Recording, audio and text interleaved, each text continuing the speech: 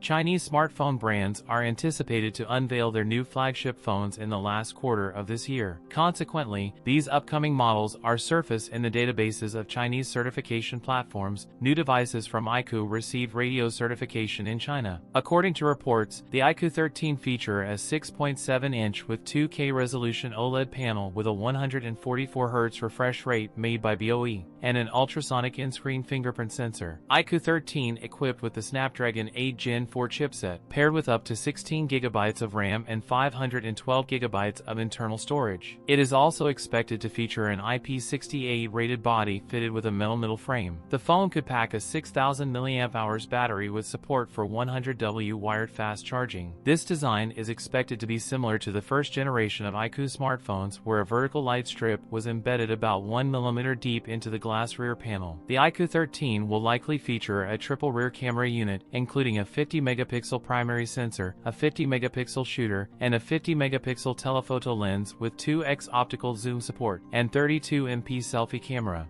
iQOO 13 will land in India in early December, likely between December 1st and 10th. The starting price could be around 55,000 Indian rupees. That's it for today's video. If you enjoyed it, don't forget to like, comment, and subscribe for more content. Thanks for watching, and I'll see you in the next one.